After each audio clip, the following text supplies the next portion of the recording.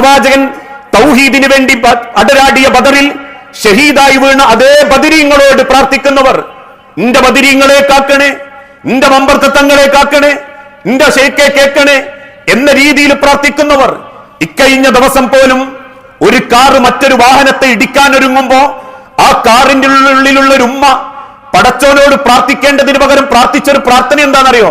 നിന്റെ മമ്പർത്തങ്ങൾ പാപ്പേ എന്ന് വിളിക്കുന്ന വിളി, അതിന്റെ പേരിലുള്ള മൗലൂദ്, ബദറിന്റെ മാലകള്, ബദരീങ്ങളുടെ പേരിൽ പ്രത്യേകമായ ആചാര അറവുകള്, അതിന്റെ ഇറച്ചി വിതരണങ്ങള്, അതിന്റെ ചോറ് വിതരണങ്ങള്. എന്നിട്ട് അതേ രീതിയിൽ തന്നെ ആ ബദരീങ്ങളോട് പ്രാർത്ഥിക്കുമ്പോൾ റബ്ബോർമ്മപ്പെടുത്തി, ദാലിക്കുമുല്ലാഹു റബ്ബുക്കും, നിങ്ങൾക്ക് നിങ്ങളെ റബ്ബ് മതി, ലഹുൽ മുൽക്കു, അവനാ നിങ്ങളെ പടച്ചോൻ, വലാ തദ്ഊന മിൻ ദൂനിഹി മാ യംലികൂന മിൻ കിത്മീർ, കാരക്കയുടെ ഉള്ളിൽ അതിന്റെ വേരിനോട് കുരുവിനോട് ചേർന്ന് നിൽക്കുന്ന ഒരു പാട പോലും സൃഷ്ടിക്കാൻ കഴിവില്ലാത്ത മനുഷ്യരോട് നിങ്ങൾ പ്രാർത്ഥിക്കല്ലേ, അവരൊക്കെ മരിച്ചുപോയവരാ. നബിത്തങ്ങൾ ആവർത്തിച്ചു പറഞ്ഞു, ഇന്നക മയ്യിത്തുൻ വ ഇന്നഹും മയ്യിത്തൂൻ, മുൻഗാമികളിൽ എല്ലാവരും മരിച്ചിട്ടുണ്ട്, ഞാനും മരിക്കും.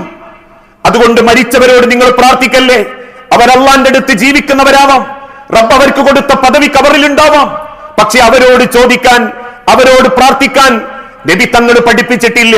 പഠിപ്പിച്ചിട്ടുണ്ടായിരുന്നെങ്കിൽ ലോകത്തെ ഏറ്റവും നല്ല ഔലിയ മഹാൻ നബി തങ്ങൾ കബർ കടക്കുമ്പോ പ്രവാചകന്റെ മക്കളോ പേരക്കുട്ടികളോ മരുക്കളോ റസൂലിനെ പ്രാണനെ പോലെ സ്നേഹിച്ചവരോ നബി തങ്ങളുടെ കബറിങ്കൽ വന്ന്, നബി തങ്ങളെ നിങ്ങൾ ഞങ്ങളെ യാത്ര എളുപ്പാക്കണേ, നിന്റെ തങ്ങളെ എന്ന് വിളിച്ചിട്ടില്ലെങ്കിൽ ഇൻ തദ്ഊഹും ലാ യസ്മഉ ദുആഅക്കും, മരിച്ചവര് നിങ്ങളെ പ്രാർത്ഥന കേൾക്കില്ല. ഇനി നിങ്ങളെ ഒരു സമാധാനത്തിന് കേട്ടു എന്ന് കരുതുക, അവർക്ക് തിരിച്ച് നിങ്ങളോട് സംസാരിക്കാനോ നിങ്ങളെ കബറിന്റെ ഉള്ളിൽ നിന്ന് എന്തെങ്കിലും കേൾപ്പിക്കാനോ പറ്റുകയില്ല. എന്നാൽ ഹയ്യുൽ ഖയ്യൂമായ റബ്ബിനോട് നിങ്ങൾ എന്നും പ്രാർത്ഥിച്ചുകൊണ്ടേയിരിക്കും.